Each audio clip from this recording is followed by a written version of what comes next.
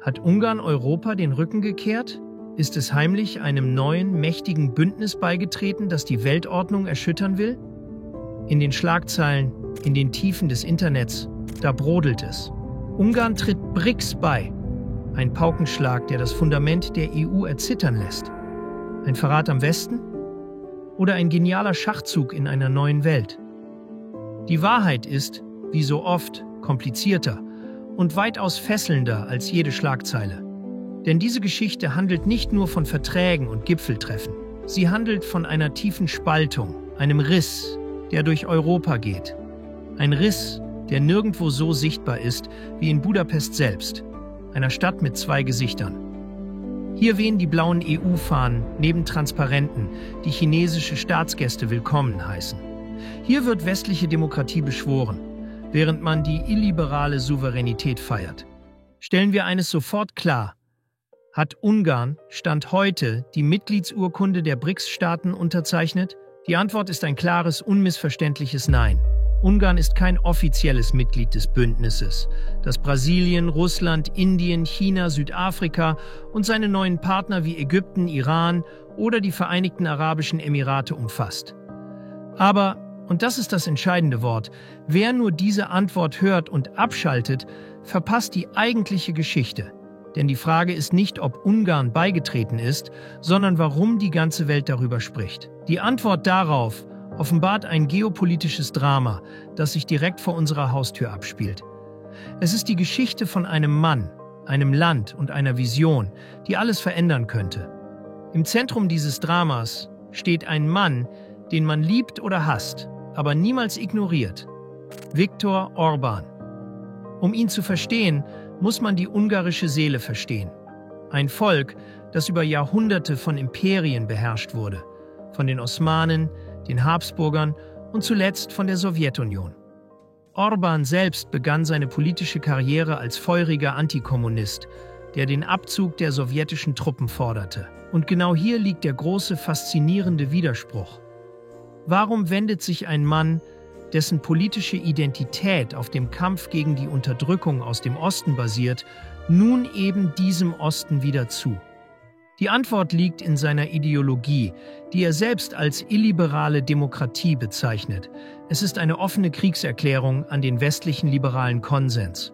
Orbán postuliert, dass das westliche Modell aus Multikulturalismus, globalen Institutionen und liberalen Werten gescheitert sei. Er will ein Ungarn, das auf nationaler Kultur, christlichen Werten und der traditionellen Familie basiert ist. Und um diese souveräne Vision zu schützen, so seine Logik, muss er sich von der Vormundschaft der EU und der USA emanzipieren. Seine Politik nennt er die Öffnung nach Osten. Es ist kein bloßer Flirt, es ist ein fundamentaler Systemwechsel. Orbán glaubt, die wirtschaftliche und demografische Macht des Westens schwindet. Die Zukunft, das Wachstum, die Dynamik, all das, so sagt er, liegt im Osten. Und wer auf ein sinkendes Schiff setzt, geht mit unter. Und nirgendwo wird diese Strategie deutlicher als in der Beziehung zu China, dem unbestrittenen Schwergewicht der BRICS. Schauen wir uns die Fakten an. Dies sind keine leeren Worte, das ist knallharter Stahl und Beton. Ungarn war das erste EU-Land, das sich 2015 Chinas Belt and Road Initiative anschloss.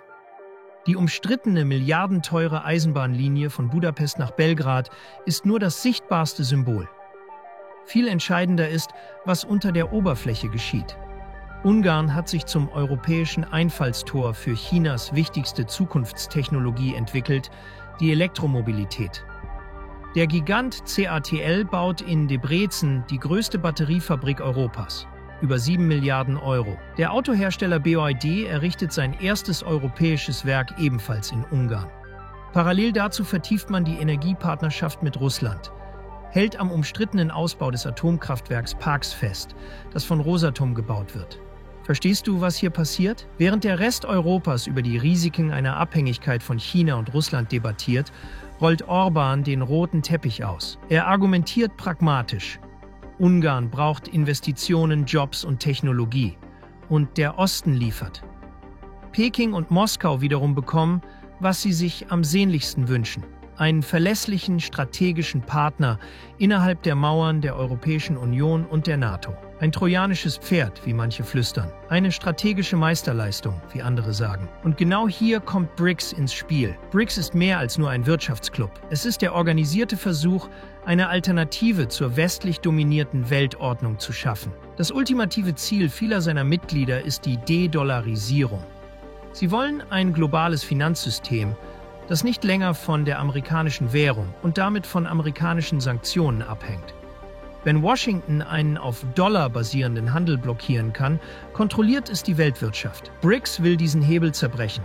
Für Länder von Russland bis Iran, die unter westlichen Sanktionen leiden, ist dies existenziell. Für aufstrebende Mächte wie Indien und Brasilien ist es ein Weg zu mehr Souveränität. Für ein Land wie Ungarn, das sich ständig im Konflikt mit Brüssel befindet, klingt diese Melodie verführerisch. Orbán sieht in BRICS genau das, was er für die Zukunft als entscheidend ansieht. Multipolarität.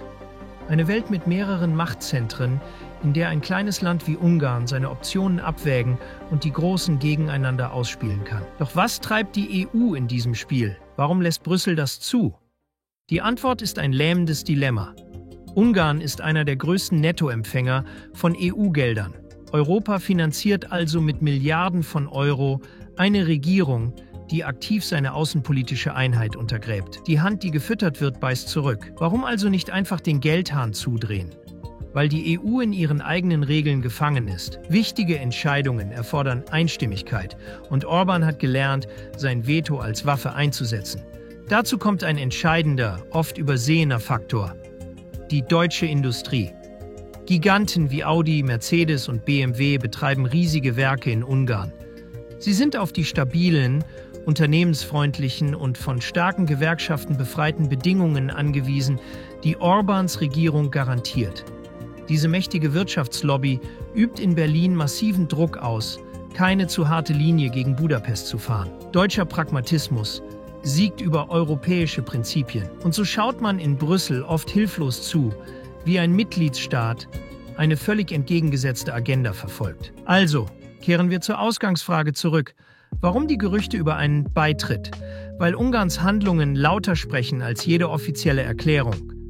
Budapest agiert bereits so, als wäre es ein ideologisches Mitglied der BRICS-Familie. Es teilt die Kritik an der westlichen Hegemonie. Es priorisiert wirtschaftlichen Pragmatismus über wertebasierte Außenpolitik. Es verteidigt das Prinzip der nationalen Souveränität bis aufs Blut.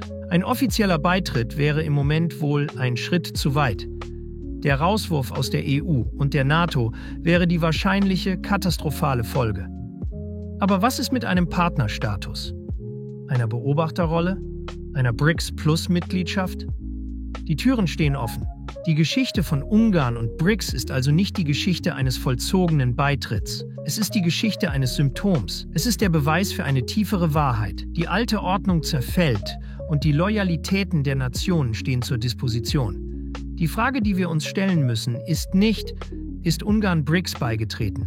Die wahren Fragen lauten, wird das ungarische Modell zum Vorbild für andere unzufriedene Staaten in und außerhalb der EU? Steuern wir auf ein Europa der multiplen Loyalitäten zu, in dem Länder gleichzeitig Mitglieder konkurrierender Blöcke sind? Und die wichtigste Frage von allen, wenn die nächste globale Krise kommt, ein Krieg, eine Pandemie, ein Finanzcrash, wo wird ein Land wie Ungarn dann wirklich stehen?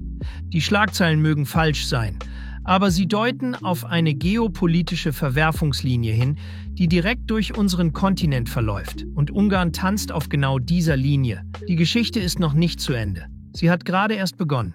All diese Geopolitik, diese Machtspiele der Großen, was bedeutet das für dich persönlich? Vielleicht mehr, als du denkst. In einer unsicheren Welt suchen viele nach einem Plan B, nach Orten zum Investieren, zum Leben, vielleicht sogar zum Auswandern. Und hier wird Ungarn plötzlich für eine ganz bestimmte Gruppe von Menschen hochinteressant. Für Investoren und Unternehmer erscheint das Land wie eine Oase des Pragmatismus. Stell dir vor, eine der niedrigsten Unternehmenssteuern in ganz Europa, großzügige staatliche Subventionen für Investitionen in Zukunftstechnologien und eine Regierung, die Stabilität und wirtschaftliches Wachstum über alles andere stellt. Wenn du ein Unternehmen im Bereich E-Mobilität, Logistik oder Technologie gründen willst, rollt dir Ungarn den roten Teppich aus und positioniert sich als das perfekte Einfallstor zwischen den Märkten der EU und dem Kapital aus dem Osten. Es ist ein Hochrisiko-Pokerspiel, aber der potenzielle Gewinn ist enorm. Für Auswanderer ist das Bild komplexer. Wer von den hohen Steuern, der Bürokratie oder den gesellschaftlichen Debatten im Westen frustriert ist, könnte in Ungarn eine Alternative sehen. Ein Land, das sich aktiv für traditionelle Werte einsetzt, die nationale Identität betont und einen im Vergleich zu Westeuropa oft günstigeren Lebensstandard bietet. Wenn du zu denen gehörst, die mit Orbáns Vision einer illiberalen Demokratie sympathisieren, könnte Ungarn wie ein Versprechen wirken, ein Refugium in einer sich wandelnden Welt. Aber dieser Plan B hat auch eine Kehrseite. Die politische Gratwanderung birgt Risiken. Was passiert, wenn Brüssel doch den Geldhahn zudreht? Wie stabil ist die ungarische Währung, der Forint, gegenüber dem Euro wirklich? Und kannst du in einem Land leben, dessen Regierung in ständigem Konflikt mit den Werten steht, die im Rest Europas hochgehalten werden? Die Entscheidung, in Ungarn zu investieren oder dorthin zu ziehen, ist daher keine rein wirtschaftliche. Es ist eine ideologische Wette auf die Zukunft. Eine Wette darauf, dass Orbáns Brücke zwischen Ost und West nicht unter dem Gewicht der globalen Spannungen zusammenbricht. Am Ende bleibt die Erkenntnis, die Geschichte von Ungarn und BRICS handelt nicht von einer einfachen Mitgliedschaft. Ungarn ist kein offizielles Mitglied, aber es ist der lebende Beweis dafür, dass die alten Bündnisse und die klaren Fronten des 20. Jahrhunderts zerfallen. Viktor Orbáns Ungarn ist ein politisches Labor, in dem die Zukunft Europas getestet wird. Es ist der Versuch, die Vorteile aus allen Welten zu ziehen. Sicherheit und Fördermittel aus dem Westen, Investitionen und Energie aus dem Osten.